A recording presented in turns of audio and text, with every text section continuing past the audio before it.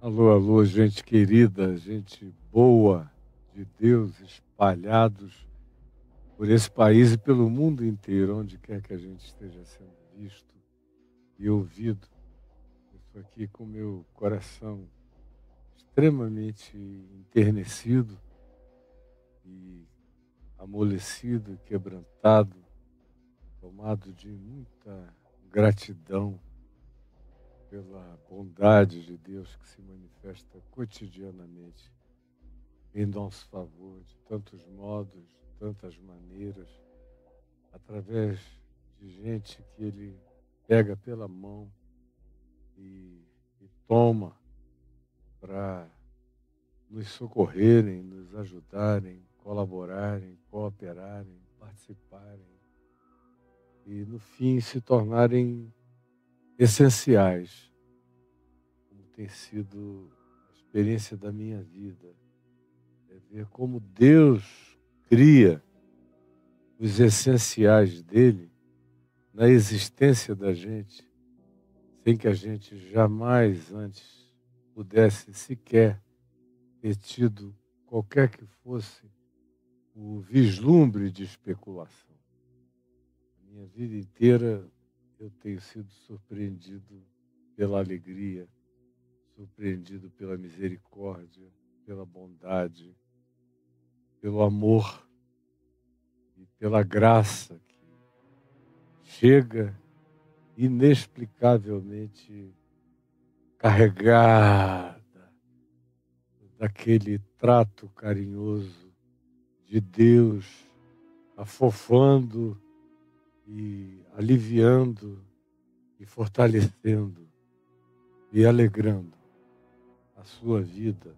E eu estou falando da minha, com toda a gratidão do meu coração a Deus, iniciando esse dia, te agradecendo, Senhor, pedindo que o Espírito Santo que está aqui entre nós, que sempre estará, se manifeste no coração daqueles que se abrirem para ouvir a tua palavra. É o que eu te peço com toda a singeleza e simplicidade do meu coração. Em nome de Jesus. Amém. A gente vem falando aqui em Mateus, já no capítulo 11, sobre o jugo suave, o fardo é leve. E já falamos mais de uma semana sobre a conexão entre essas coisas. E aí começamos a mostrar que, apesar do jugo ser suave, o fardo de Jesus que ele nos oferece ser leve, porque os seus mandamentos não são penosos, como diz o apóstolo João, ora, os seus mandamentos não são penosos, e não são, é amor. A pessoa, para ter um problema com o mandamento, que é amor, é preciso que, com essa sua dificuldade, haja uma declaração intrínseca e implícita, no mínimo, às vezes, infelizmente até explícita, de que a pessoa odeia essencialmente. Tem gente que essencialmente odeia. Então, essas pessoas que têm essa propensão ao ódio, à malquerência, à interpretação ruim, a um certo conluio interior e espiritual com a escuridade, e tem muita gente me vendo, me ouvindo, que tem um conluio com a escuridade, e elas não conseguem receber nada, absolutamente nada, do Evangelho, porque o Evangelho não tem nada a propor a não ser que a gente aprenda a amar, a respeitar, a tratar, a reverenciar, a cuidar, a buscar a verdade, a justiça, a equidade, a fidelidade, a lealdade. São todos frutos decorrentes do amor. O mandamento é um só. Amai-vos uns aos outros, assim como eu vos amei. E a demonstração maior desse amor é a capacidade da gente abrir o coração, se entregar, se dar à vida e também a todo outro, todo próximo que, carecendo de nós, aceite a ajuda que nós espontaneamente, por alegria grata por termos sido acolhidos pelo amor de Deus, devolvemos como expressão sincera do nosso ser ao outro. Mas tem gente que nem para isso serve, nem para receber carinho, nem amor, nem nada. Já fica com ódio, com raiva que esse cara tá aí de novo, com esse papo furado, desgraçado, com essa pieguice. Como eu já vi alguns líderes cristãos dizerem com essas palavras, sendo as mais brandas possíveis, essas palavras que eu acabei de dizer. Nos lábios e na boca dessas pessoas, que às vezes vêm quando eles ficam cara a cara com a bondade sincera da manifestação da tua vida, é inconcebivelmente horroroso. O que deles brota. Aí você pergunta, mas por que você está falando isso? Porque foi o que Jesus foi revelando aqui, depois que ele disse, vinde a mim todos os cansados e sobrecarregados, eu vos aliviarei, tomai sobre vós o meu jugo e aprendei de mim, porque eu sou manso e humilde de coração e achareis descanso para as vossas almas, porque o meu jugo é suave e o meu fardo é leve. E aí ele deu aqueles exemplos de como, apesar disso tudo, tem gente que anda como entes caninos em estado constante de cólera, de raiva e de ódio, mordendo por aqueles fariseus no sábado, na seara, brigar com ele, porque os discípulos dele estavam com fome, estavam comendo espigas de trigo. Eu já falei disso várias vezes, aqui nessa sequência. Aí os exemplos que ele deu, mostrando que tudo isso decorria da maldade do coração deles. Porque não tinha nem a ver com aquilo que eles cultuavam acima de tudo, que era a letra do Pentateuco, a letra da lei de Moisés. Eles cultuavam acima de tudo a letra dos mandamentos opressivos de Moisés. Jesus disse, nem isso vocês conhecem. A indisposição de vocês é tão grande que até quando está de acordo com isso, estava em Deuteronômio 23, 25, vocês se insurgem. Como também nem veem que a figura que vocês, uma das que mais veneram, vocês mais admiram, que é Davi, agiu de maneira completamente correspondente ao que eu estou concedendo aos meus discípulos fazerem, que foi o que ele permitiu que os homens dele fizessem, com o pão da proposição, que era dado somente aos sacerdotes, e qualquer outro indivíduo que não fosse o grupo sacerdotal estaria em estado de violabilidade, violação, transgressão, fazendo aquilo, mas ele fez sem nenhuma culpa, por entender que a fome estava acima de qualquer ordem imediata, mandamento imediato. Não entenderam também a lógica de que é o sábado que foi criado para o alívio, para o descanso, para o serviço do homem, não o homem, a mulher, o ser humano, para o serviço de um dia no qual não se pode fazer nem o bem, porque supostamente se desagradaria a Deus. Vocês não entenderam nada.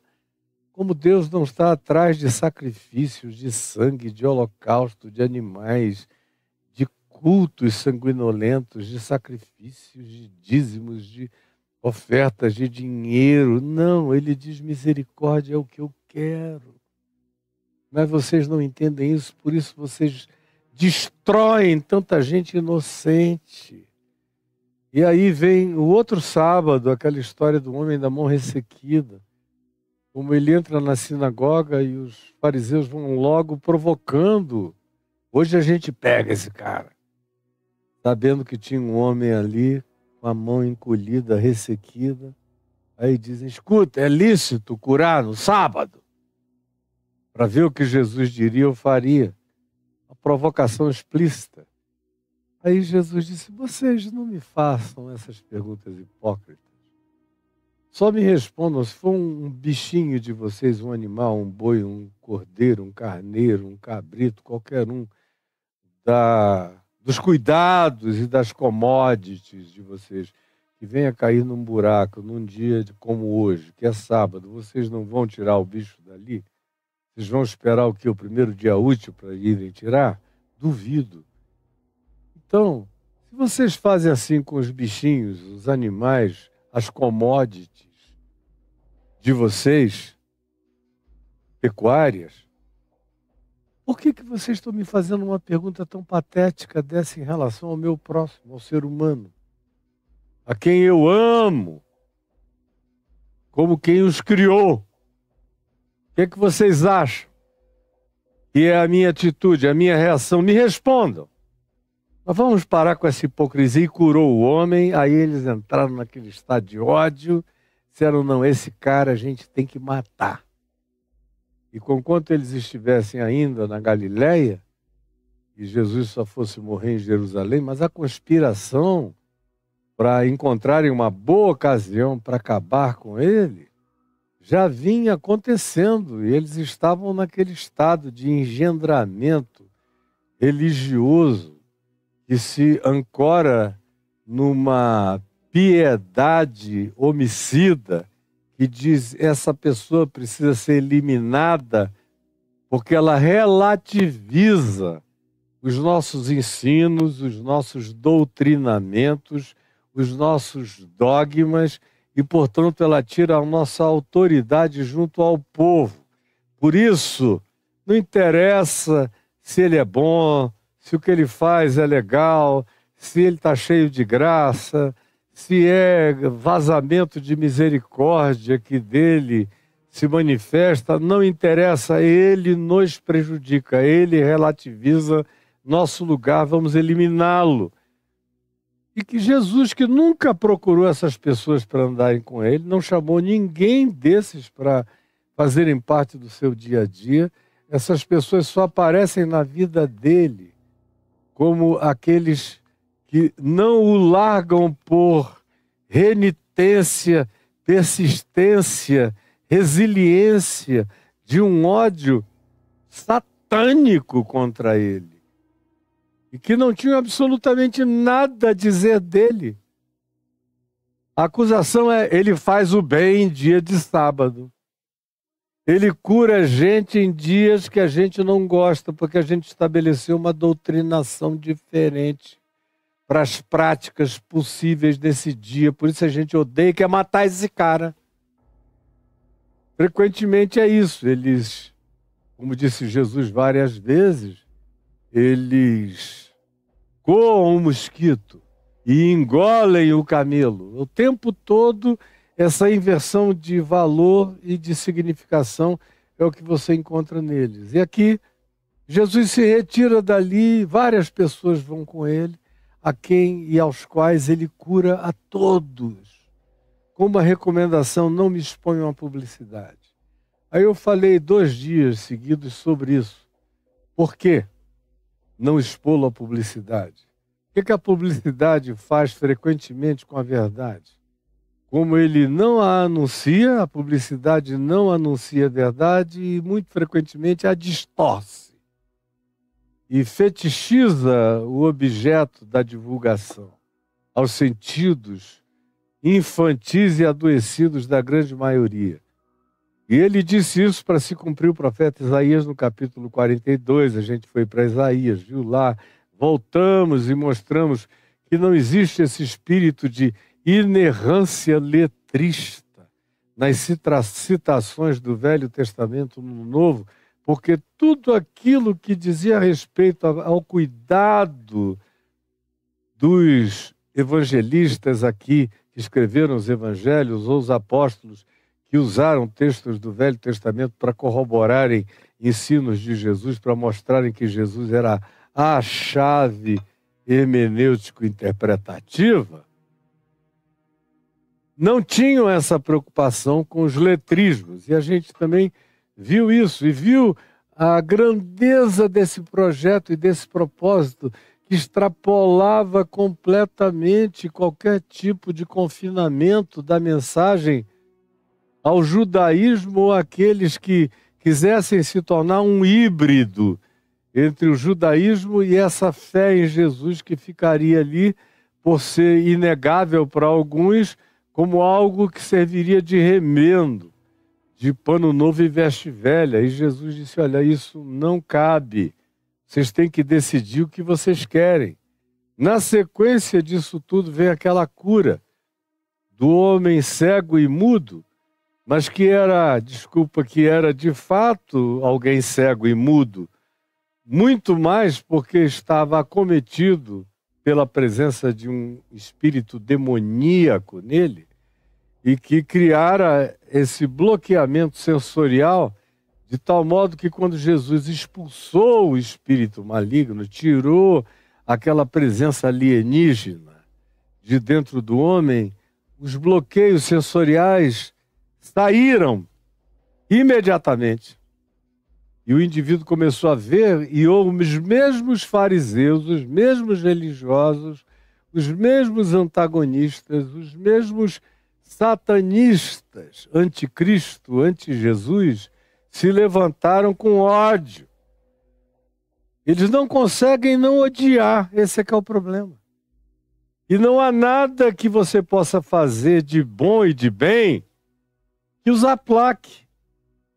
Você pode trazer a melhor palavra, eles vão odiar. Você pode trazer a corroboração do testemunho de milhares de pessoas dizendo ele me ajudou, me salvou, me curou, me libertou, eu hoje vivo bem. Não interessa, não foi através deles, eles não foram o caminho, não foram a doutrinação. E a desembocadura não foi dentro de uma sinagoga, de uma congregação onde eles exerçam seu controle, não tendo sido essa via, eles odeiam. E aí odiaram tanto que blasfemaram horrorosamente contra Jesus. E disseram que era pelo poder de Belzebu que ele expulsava os demônios. Aí Jesus disse, olha, não brinquem disso. Com relação ao filho, a mim, ao filho do homem, podem me desancar como vocês queiram. Vocês encontrarão arrependidamente, se for o caso, um lugar de perdão. Mas não blasfemem contra o Espírito de Deus, contra a essência de Deus. Deus é Espírito. Deus é Espírito Santo, Santo, Santo. E vocês sabem que é Ele agindo em mim. Que não tem nenhum Belzebu, que não tem espírito imundo nenhum que chegue perto de mim. Eles saem correndo e gritando, lá vem o Cristo. Por que que tu vieste perturbar-nos antes da hora? Por que que tu vieste? É para nos lançar no abismo? Assim os demônios me tratam. Vocês sabem como é. Vocês têm certeza absoluta acerca de quem eu sou, do que eu represento, daquele que me habita, que está presente em mim, e que eu chego aqui como a mão dele, como o braço dele, como o dedo dele, com a soberania dele, trazendo e fazendo as obras que ele me ordenou fazer, que são idênticas às obras que ele faz. Mas vocês violam todas as lógicas e todas as sequências históricas e vocês falsificam todas as coisas para não terem que admitir a verdade simples de que Deus habita em mim.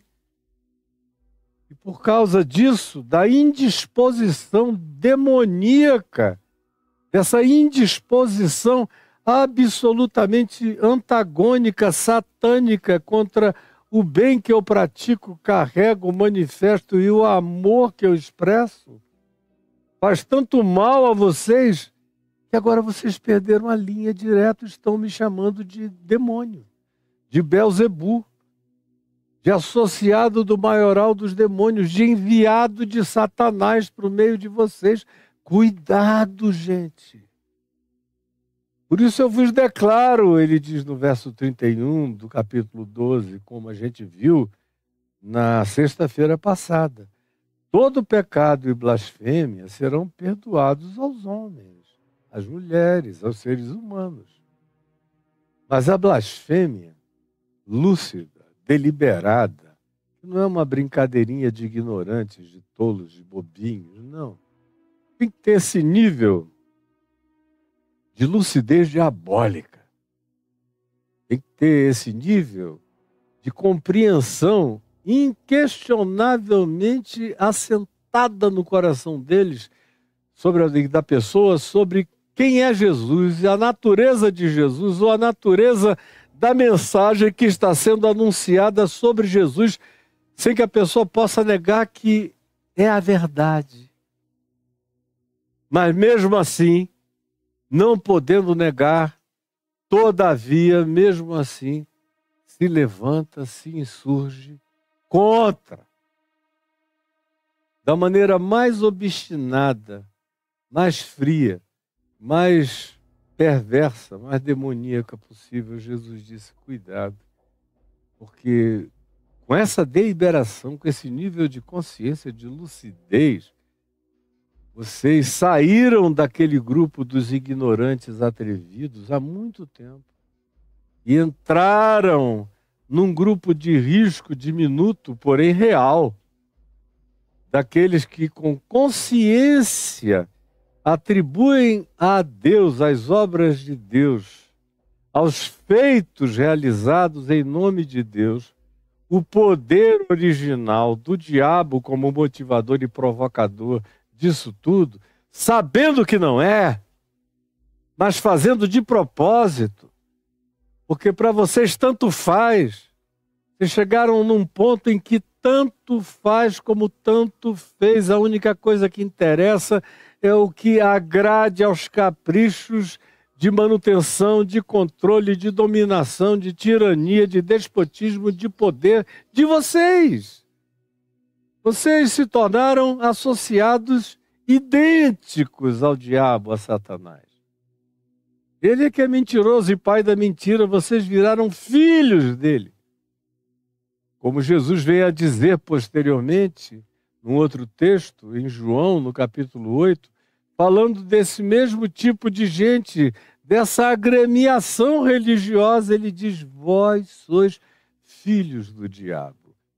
Vós sois, dá vontade de puxar essa câmera mais para cá, não sei por que ela ficou tão longe. Vós sois filhos do diabo, é o que ele diz lá em João 8. Vocês só estão interessados em dizer as palavras deles, em patrocinar as obras dele, em todas essas coisas. Vocês se tornaram filhos. Vocês carregam a genética de Satanás, o DNA do inferno. É o que está presente em vocês, é o DNA do inferno. Então tomem cuidado, porque isso não tem perdão quando se trata de tamanha profundidade de consciência, de deliberação e de afirmação. Porque se alguém proferir alguma palavra contra o Filho do Homem, ser-lhe-á isso perdoado. Ser-lhe-á isso perdoado. Mas se alguém falar contra o Espírito Santo, não lhe será perdoado, nem neste mundo, nem em qualquer outro mundo. Chega. A pessoa passou do limite. Não haverá um porvir de esperança para quem toma essa deliberação. Graças a Deus, são poucos que conseguem chegar até esse nível. Mas tem gente que chega. E eu só estou falando isso com você porque você faz parte do grupo de risco. Como eu disse na sexta-feira passada, eu não falaria isso para hindus, nem para budistas, nem para muçulmanos, nem para kardecistas, porque são pessoas ou maoístas, ou taoístas, ou confucionistas, ou zoroastristas, ou seja lá o que seja. Porque são pessoas que não cometem esse tipo de deslize. Não andam com essa pressuposição de serem secretários de Deus, de serem os notários e os validadores e os chanceladores da palavra de Deus, como vocês são. Vocês é que são os que correm o risco mais perigoso do planeta. Por isso, cuidado. Esse negócio de vocês de se dizerem crentes e líderes dos crentes e dominadores dos crentes e pastores e apóstolos e profetas e rabinos e mestres dos crentes e os senhores dos saberes, os sábios e entendidos na lei de Moisés e nas legislações que definem quando o próximo está pecando, não está pecando, o que ele deve fazer, não deve fazer, o que ele pode, o que ele não pode, o que já o botou no inferno e o que já trouxe sobre ele condenação, porque vocês deliberaram. Porque vocês decidiram, vocês são os seres mais perigosos da face da terra. E tanto mais quanto vocês se tornem íntimos dessa possibilidade, desse poder, mais horrorosamente pertencentes ao grupo de risco, vocês estão ligados e vinculados. Foi assim que eu terminei na sexta-feira passada. E aí, hoje, a gente chega ao verso 33, onde Jesus diz o seguinte, preste atenção. Fala agora da palpabilidade dessa constatação, usando outra vez um exemplo que é um tanto recorrente. Nos 3 evangelhos sinóticos, eles aparecem aqui e ali, em contextos, em situações distintas, mas eles aparecem para trazer a mesma explicação, a mesma conclusão e oferecer a mesma concreção, a mesma palpabilidade de discernimento. O que é isso? Jesus diz que, conquanto isso tem a ver com coisas que acontecem nos escaninhos do coração, todavia, elas se manifestam. Elas não ficam num lugar tão guardado, tão oculto, tão inatingível, tão imperscrutável, tão inalcançável, que só Deus saiba quem anda deliberadamente pecando contra o Espírito Santo. Por menor que seja esse grupo de risco. Vem Jesus e diz, não, existem evidências. E são as mesmas evidências que caracterizam tudo mais. Aí você me pergunta, e que evidências são essas? Leia a sequência do que Jesus diz. Aqui no Evangelho de Mateus, olha só o que ele está dizendo. Ou fazei a árvore boa, ou seja, ou você tem uma árvore boa, planta uma árvore boa, escolhe uma boa semente para plantar uma árvore que seja frutífera, que dê sombra, que seja acolhedora, que seja abrigo para seres humanos, para aves dos céus, que entre no ecossistema da vida, é boa, alimenta homens, aves, seres humanos, criaturas variadas. Essa é a árvore boa, dá fruto não venenoso. Ou fazei a árvore boa e o seu fruto bom. Ou então vocês escolhem ser, fazer, realizar, porque vocês são a árvore. Jesus está chamando cada um desses indivíduos aqui de árvores, seres humanos árvore. Eu sou um ser humano árvore. Você é um ser humano árvore. Está me prestando atenção? Deixa eu dizer para você essa basicalidade. Você é um ser humano árvore. Portanto, é pelo seu fruto que eu sei quem você é. É o que o Evangelho ensina, não é pela sua confissão de fé, Senhor, Senhor. Não é pelo seu carismatismo, em teu nome eu profetizo. Não é pela alegação dos seus poderes espirituais, em teu nome eu expulso demônios. Não é pela sua suposta capacidade sobrenatural ou de misticismo miraculoso que faça você curar doentes e enfermos ou pelo poder da sua paranormalidade. Não, isso aí e nada para Deus é a mesma coisa. Jesus disse, naquele dia tem gente que vai se amparar nisso e vai me dizer e vai me dar como currículo vitae. Na realidade é um currículo mortis. Eles vão me oferecer essa lista de ortodoxia, de carismatismo, de profetismo, de miraculosidades, mas eu vou dizer a eles, eu não sei quem vocês são, eu nunca vi vocês, saiam daqui. Isso aqui em Mateus 7, como a gente já viu alguns meses atrás. Ou em Lucas 13, que mais ou menos repete a mesma coisa. A gente conhece a você intimamente, Jesus. Você ensinava nas nossas ruas. Visitou as nossas casas, mas eu lhes direi, eu não sei quem vocês são. Por uma razão. Porque ele nos comparando a árvores, a expectação é de que do ser humano árvore nasça, apareça a evidência da sua natureza, que não é caracterizada por confessionalidades ortodoxas, por manifestações pentecostais, carismáticas, sobrenaturais, por realidades impressionantes ou extraordinárias. Nada disso tem nenhum valor para Deus. Naquele dia me dirão isso e eu lhes direi, apartai-vos de mim, todos vós que praticais a iniquidade, eu não sei quem vocês são. Porque Jesus mesmo introduzira esse tema dizendo, não sejam enganados. Existe um elemento de natureza óbvia para vocês saberem com que estão lidando, de modo que até o enganado não tem desculpa quando se deixa e se entrega à manifestação do engano recorrente, contínuo, resilientemente repetido. E vocês continuam aí. E vocês se negam a aceitar as referências de discernimento que eu dei a vocês.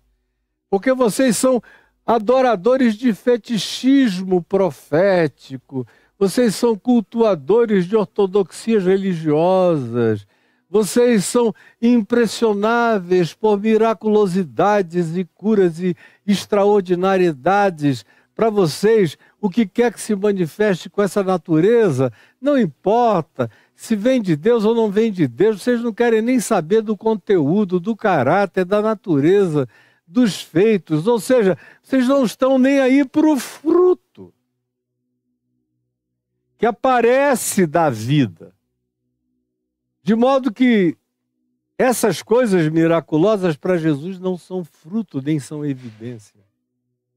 Ao contrário, elas chegam muito como dissimulação e como engano, frequentemente, para ocultarem, para encobrirem para aqueles que, ou por serem incautos, tolos, e outros por serem viciados fetichisticamente falando no engano e não quererem se converter porque se habituaram à mentira e não querem de modo algum a realidade do que Deus apresenta como inequívoca verdade e expressão da realidade de Deus em nosso favor, que é o fruto.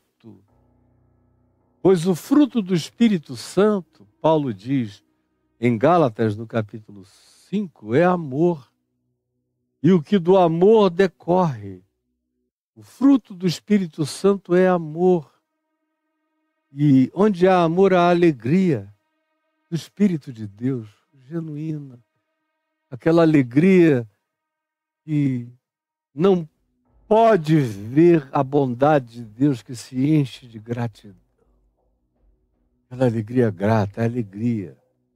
Fruto do Espírito Santo é bondade, é longanimidade, é fidelidade, é justiça, é expressão sincera da vida e do ser, é autocontrole, é domínio próprio, é essa naturalidade com a qual a gente celebra a alegria dos que se alegram e a gente se solidariza com a dor dos que sofrem. Quem quer que assim seja está manifestando o fruto de Cristo, o fruto do Evangelho, o fruto do Espírito Santo. É isto e nada mais. O resto não serve nem como coadjuvância.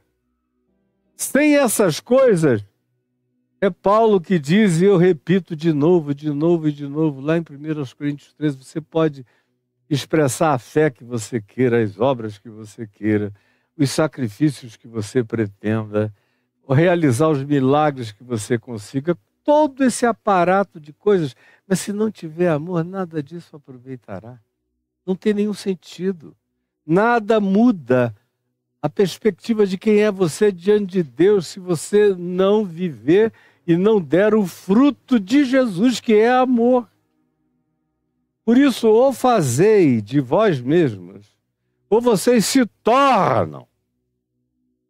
É isso que significa ou fazei a árvore boa, é equivalente a dizer, ou vocês se tornam essa árvore boa, e vocês se certificam da natureza boa de vocês mesmos, e vocês trabalham o significado da manutenção dessa natureza como expressão de bondade, de amor, para ser chamada de gente boa, de fato.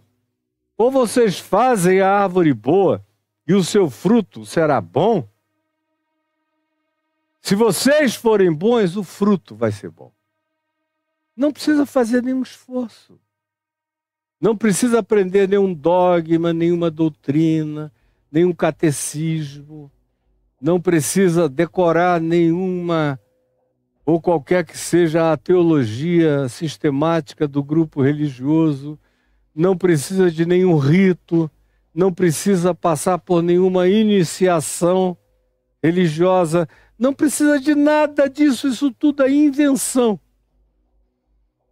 Para Deus, o que importa é se você é equivalente a uma árvore boa e dá o bom fruto, com gosto de amor de Deus,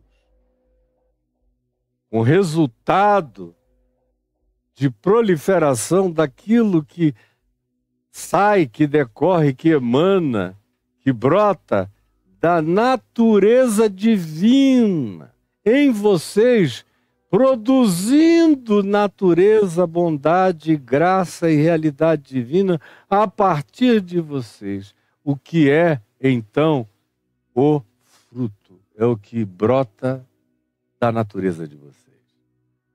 Sejam árvore boa e está tudo resolvido e o fruto vai ser bom. Mas se vocês forem árvore má, o fruto de vocês é mau. Tanto faz se vocês são os reis da ortodoxia, do puritanismo, se o coração de vocês é mau, hipócrita, mentiroso, vocês cultuam o poder que vocês têm, o controle, o domínio, a ascendência, as manifestações de dominação da vida de vocês sobre o próximo. E se os fins justificam os meios, se vocês são capazes de qualquer coisa para fazerem manutenção desse estado de dominação e de controle, porque vocês têm ódio de qualquer um que, chegando cheio da bondade e do amor de Deus, faça coisas diferentes do que vocês façam, tratem a vida diferente do que vocês tratem, e tratem as pessoas de maneira distinta do que vocês a elas realizem. Essas pessoas se tornam, aos sentidos de vocês, o pior de todos os inimigos. Vocês deixam o diabo para lá e vão perseguir esse ser humano. real e concreto, porque vocês são maus. É o que Jesus está dizendo. E diz raça de víboras. A natureza de vocês é peçonhenta. Essa é uma coisa muito séria. O Jesus que disse: vinde a mim todos vós que estáis cansados e sobrecarregados, e eu vos aliviarei. Tomai sobre vós o meu jugo e aprendei de mim, porque eu sou manso e humilde de coração, e achareis descanso para as vossas almas, porque o meu jugo é suave e o meu fardo é leve. É o mesmo que diz raça de víboras. A diferença é que esses aos quais ele chama, para ele, com ternura, para o ninho dele, são os que entraram em estado de falência pessoal, que não tem mais nenhuma arrogância, nenhuma supremacia sobre ninguém, nenhum auto-engano sobre eles próprios e sobre o poder que as realidades do status religioso possa a eles supostamente emprestar, que nada mais é do que ilusão, engano e miragem satânica no auto-engano dessas pessoas, mas na vida de um outro já deixou de ser auto-engano e passou a ser a deliberação consciente da maldade delas. Isso acontece. Tanto quanto acontece dele acolher os cansados e os sobrecarregados, acontece dele dizer: você é uma víbora perversa, venenosa, matador de outras vidas, envenenador da existência. Isso está na sua natureza. Assim como está na natureza da árvore ser boa ou ser má, e a gente conhece pelo fruto, Jesus diz que eles são uma raça venenosa. Essa gente religiosa, isso é duro, é pesado. A maioria das pessoas não quer continuar. Não quer continuar, quer sair, quer pular fora, não quer continuar ouvindo. É chocante, é insuportável. É insuportável para você. E se é insuportável para você, é apenas um sinal de quem você é. Se essa palavra que eu estou dizendo aqui para você e para vocês todos é insuportável, você tapa os ouvidos, você diz: chega, vou sair daqui agora. Você está assinando um certificado sobre a perversidade da sua própria natureza. Triste e, infelizmente, essa é a verdade. Raça de víboras, como podeis falar coisas boas? E outra vez a ênfase recai no falar. Como antes Jesus tinha dito a mesma coisa, como é que vocês podem falar coisas boas sendo maus? E aqui ele repete outra vez: eu sei quem vocês são, e qualquer um pode saber, porque a boca de vocês, o fruto está saindo pela boca. Vocês estão vomitando veneno pela boca. Está saindo, brota. Toda vez que vocês abrem a boca é para detratar, destruir, mentir, enganar, ofender, macular, inventar. Sai da boca de vocês o tempo todo. Não há nenhuma palavra de graça, de amor, de edificação, de acolhimento, de bondade, de compreensão. Não há a bênção do silêncio na boca de vocês. Vocês não sabem silenciar, vocês só sabem opinar, julgar, dizer a última palavra, mandar para o inferno, ter certeza absoluta da condenação dos outros. Vocês não notaram ainda que vocês falam tanto de inferno porque vocês se tornaram filhos do inferno e do diabo, raça de víboras religiosas. Isso não dá entre ateus. Esse é um mal de crentes, de sacerdotes, de pastores, de profetas, de milagreiros, de pseudo-apóstolos. São esses que, sobretudo, caracterizam o grupo de risco. Ou são os defensores dessas práticas que fazem isso com um ódio enorme e que são capazes de te acusarem de blasfêmia só porque eles se desagradam do que seja evangelho de Jesus procedendo de vocês, gerando contrariedade à estrutura e ao arcabouço das mentiras que eles construíram para impor sobre o próximo, controlar e enganar a humanidade. Raça de víboras. Como é que vocês vão conseguir falar coisas boas sendo maus? Não tem modo de vocês melhorarem. Tem algumas pessoas que eu conheço pregando, ou quase pregando, a vida inteira. Alguns eu conheci bem novinhos, com 15 anos, com 14. Depois vieram a se tornar pregadores. Outros eu já conheci com 18, com 19. Eles, não eu. Eles tinham essa idade. E aí começaram a se tornar pregadores. Eu fui vendo vários desses. E aqui eu estou falando dos exemplos coerentes com o que Jesus está dizendo. Ou seja, com os exemplos malignos. De gente que quando começou, você torceu em favor. Dizendo, tomara que essa pessoa seja mais uma voz do bem. Anunciando a palavra do Evangelho. Aí você vai assistindo.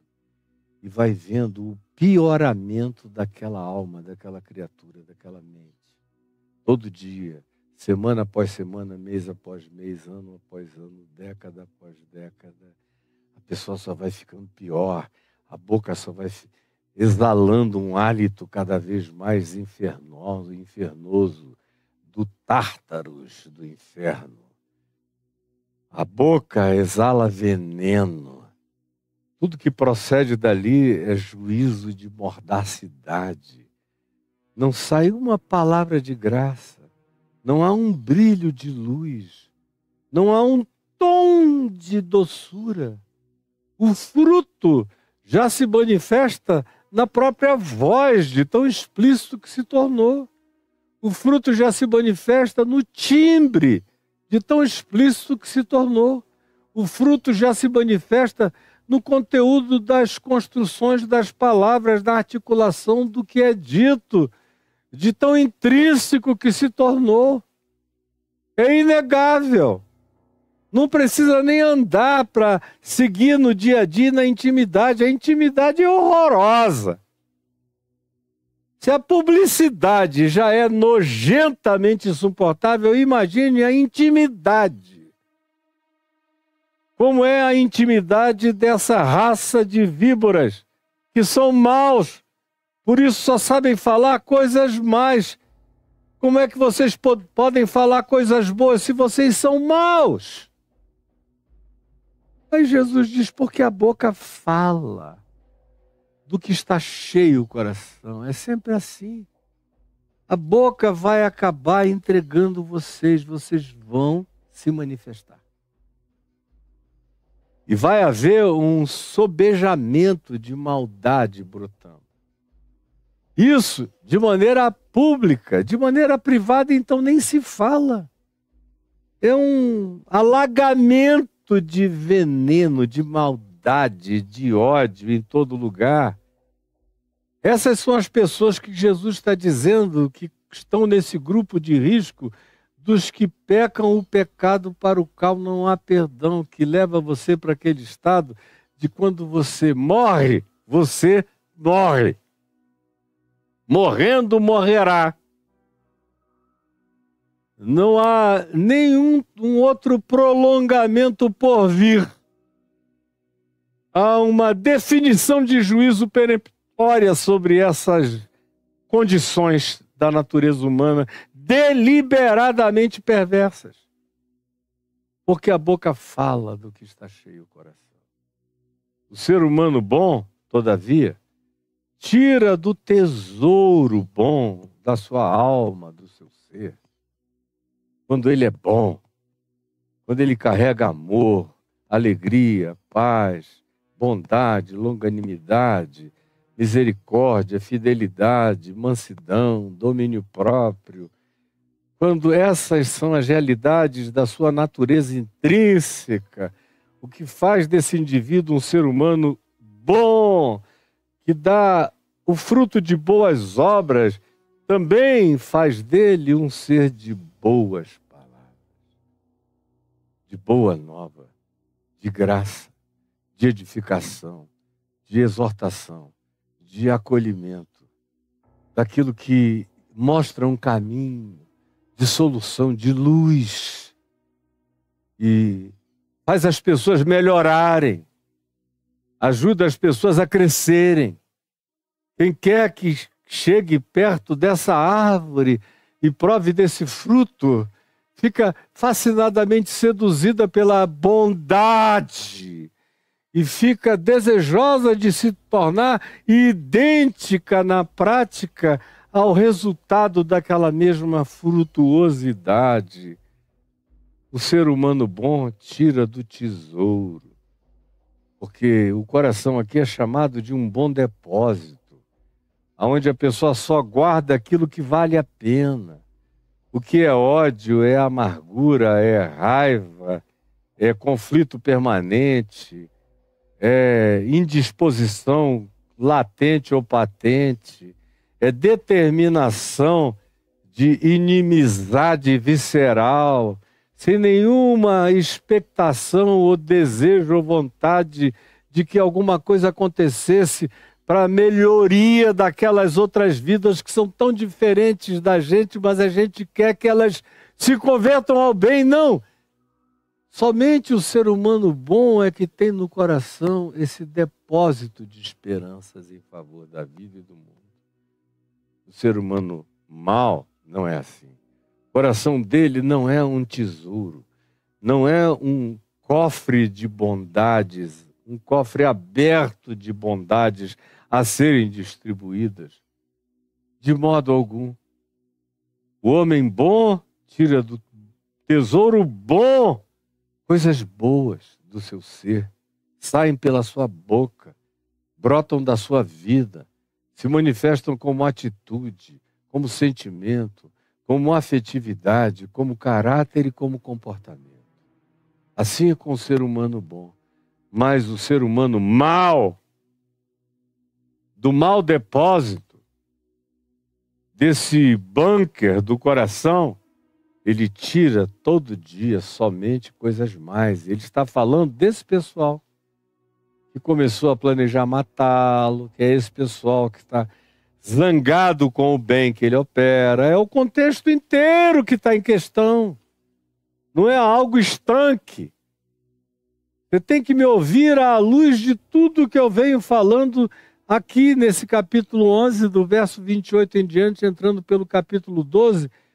Nos últimos 10 dias é o contexto disso aqui para você entender para sempre. Para que nunca mais apareça dentro de você isso como questão.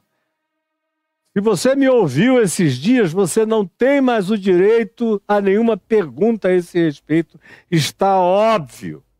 Você só tem que decidir quem você é.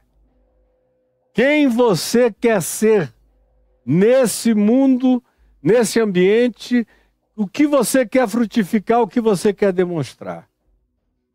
Se você é um ser humano bom que tira do tesouro coisas boas, ou se você é um ser humano mau, apesar de religioso, ou não é apesar, muitas vezes é por causa de ser tão religioso, é que você se torna tão mau assim. Por causa da sua ortodoxia, do seu dogmatismo, da sua divisão, da sua capacidade despudorada de pretender separar o joio do trigo, que Jesus disse que nenhum ser humano deveria tentar fazer jamais, que isso é uma tarefa para uma outra dimensão realizar, não nós humanos contra nós mesmos humanos. Entre nós, nenhum de nós recebeu essa prerrogativa, mas o ser humano mau faz isso o dia inteiro. Aquele ali está perdido, aquele ali vai para o inferno, aquele ali é do diabo, aquele ali já se desgraçou todo. Você lida com isso o dia inteiro, ainda fica querendo saber, me perguntar, Caio, o que você acha desse tipo de comportamento? Eu não respondo. Não respondo mais. Eu estou respondendo há 51 anos. Agora está tudo gravado, e não só dessa vez, há milhares de outras vezes. Se você entrar aí no meu portal, caiofabio.net, caiofabio.net, escreva aí, caiofabio.net. E se o Caio conseguisse fazer, com alguma rapidez, o favor de abrir o portal caiofabio.net, botar na tela, você vai ver que tem uma lupinha. E se você escrever nessa lupinha o que é o pecado contra o Espírito Santo, ou simplesmente escrever o pecado contra o Espírito Santo, você vai ver que só do ano 2001 para cá, dá para você escrever aí, meu querido Caio, pecado contra o Espírito Santo, na lupinha. Eu comecei esse site em 2000, na realidade em 2003 eu comecei esse site, a escrevê-lo todo dia. E de 2003 para cá, veja a quantidade de respostas. Quantas tem aí que não dá para eu ler daqui? Pode falar em voz alta, Caio. Está marcado lá em cima o número de respostas alusivas a... Lá em cima, o que está escrito aí? Pode falar alto. Quanto?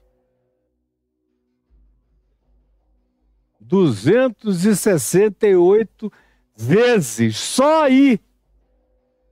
Então eu não respondo mais. E depois de agora, muito menos. Não há desculpa para ninguém aqui. É simples assim. Raça de víboras. Como podeis falar coisas boas, sendo maus? Porque a boca fala do que está cheio o coração. O ser humano bom tira do tesouro do seu coração coisas boas. Mas o ser humano mau tira do tesouro do seu coração coisas más. Digo-vos, preste atenção, digo-vos, é Jesus dizendo. Então ouça, pelo amor de Deus, se Jesus tem o significado que você diz que ele tem para você, então ouça! Pelo amor de Deus, ouça. Digo-vos que de toda palavra frívola, idiótica, inconsequente, gratuitamente perversa, que vocês proferirem na frivolidade, na vaziez de vocês, e olha, ele aqui usou até uma palavra amena quando ele falou de frívola, de frivolidade. Qualquer palavra frívola que proferirem os homens, mas aquelas frivolidades que a gente acha que pode brincar de ser frívolo contra o próximo, como alguns de vocês brincam de frivolidade contra o próximo, ou escrevem aqui no TikTok um monte de frivolidades, eu só fico vendo. Dá pena. Eu me encho de misericórdia de ver como vocês hoje brincam de frivolidades. O que Jesus diz é: de toda palavra frívola que proferirem os homens, dela darão conta no dia da verdade, da luz de Deus, inapelavelmente. Porque pelas tuas palavras tu serás justificado. É o que Paulo diz em Romanos 10, se com a tua boca tu confessares a Jesus como teu Senhor, e no teu coração tu creres que Deus o ressuscitou de entre os mortos, tu que recebeste esta informação e não negligenciaste, serás salvo. Agora, se do teu coração, mesmo com toda a consciência do que seja a realidade, a verdade, a bondade, o amor, a natureza de Deus manifesta em Cristo Jesus, você decide, por caprichos da sua própria maldade, dizer o oposto e contrapor-se a essa realidade, o juízo já está na sua cabeça. E não sou eu que estou prometendo, é Jesus que está dizendo. Eu estou tentando evitar que ele venha. Eu estou tentando evitar que ele chegue. É somente isso que eu venho fazendo aqui. Mas já está na cabeça de quem quer que assim proceda, com essa naturalidade maldosa e perversa. Porque pelas tuas palavras tu serás justificado diante de Deus. E pelas tuas palavras tu serás condenado. Tome cuidado com o que você faz das suas palavras. É preciso que a gente pare de brincar de evangelho. Eu estou cheio de gente aqui que brinca de evangelho inconsequentemente. O evangelho é: vinde a mim, todos vós que estáis cansados, sobrecarregados, eu vos aliviarei. Mas diz: aprendei de mim, porque eu sou manso. Esse é o fruto que vocês têm que dar. Eu sou manso e sou humilde de coração. Façam isso e vocês vão achar descanso para as suas almas, porque o meu jugo é suave e o meu fardo é leve. Agora, se você decidir se tornar uma víbora peçonhenta e diabólica, você pode. Você pode blasfemar até não poder mais, até entrar naquele nível de não retorno, onde não tem mais volta. Eu citei aqui o escritor de Hebreus, no capítulo 6, do verso 4 em diante, dizendo: é impossível renovar para arrependimento aqueles que têm consciência absoluta de tudo. Provaram tudo, sabem tudo, não tem dúvida nenhuma, sabem a diferença, mas preferiram optar pela malignidade. É impossível outra vez renová-los para arrependimento. Eu quero concluir, o TikTok aqui está vivendo os seus últimos 5 minutos, já deu aquela caída inicial. Eu quero ler em Provérbios, no capítulo 14, para você, alguns versículos. Preste atenção nisso, no verso 3 de Provérbios 14, que diz: está na boca do insensato a vara para sua própria soberba, mas os lábios do prudente o preservarão. Ou você pode ler no verso 18, aqui de Provérbios, capítulo 14, que diz: os simples herdam a estultícia, a tolice, aqueles que não pensam, aqueles que deliberadamente se entregam a se deixarem conduzir pelas mãos de qualquer um, que abriram mão do discernimento. Esse é, aqui no texto hebraico, em Provérbios, o ser humano definido como o simples. Não é porque ele é bonzinho, gente boa, não. É porque ele é tolo. Eles herdam, os tolos, esses que se entregam à condução de qualquer um e abrem mão do próprio discernimento, eles se tornam herdeiros da estutícia, da estupidez.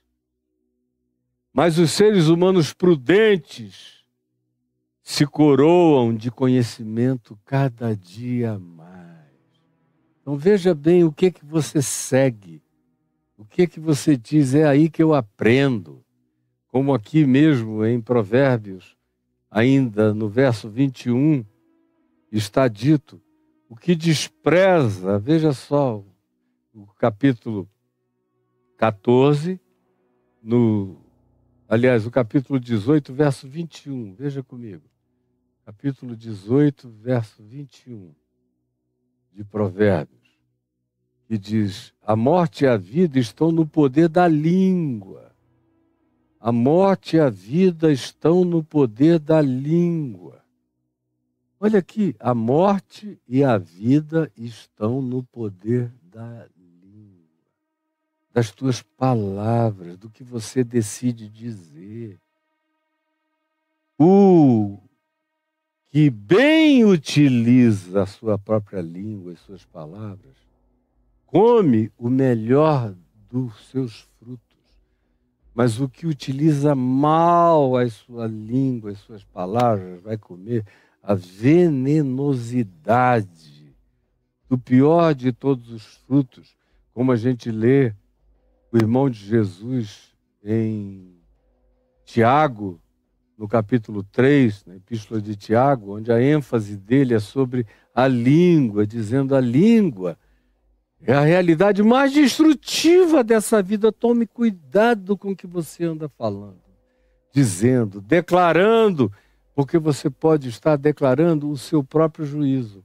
Existem juízos para os quais há perdão, mas existem algumas naturezas lúcidas, deliberadas, de uma maldade hitleriana, de lucidez, de perversidade para a qual não há perdão. Jesus, é tão difícil dizer e falar essa palavra, especialmente para uma pessoa que não passa a vida tocando nesse tema, exceto quando é provocado ou perguntado ou quando inevitavelmente se chega a ele, porque não me dá prazer em trazer esse anúncio, mas me é impossível negar esta verdade. Por isso eu quero pedir que o Espírito Santo não deixe que eu tenha sido apenas um loquaz da verdade, um falador da verdade, mas que ela não tenha produzido nada de consequência transformadora, consciente e salvadora na mente e no coração de quem quer que esteja me ouvindo. Eu te peço, por tua misericórdia, que um milagre aconteça no entendimento, na compreensão, no coração empedernido daqueles que estão, porventura, me ouvindo ainda com chance de regeneração no seu ser, de novo nascimento na sua vida, de graça e de possibilidade de se tornarem uma nova criatura, uma nova criação, uma nova vida, que possam ainda experimentar metamorfose, que larguem essa existência de lagarta venenosa e se tornem borboletas do reino de Deus, polinizadoras do reino de Deus no mundo. É o que eu te peço em favor daqueles que estão me vendo e ouvindo, em nome de Jesus. Amém e amém.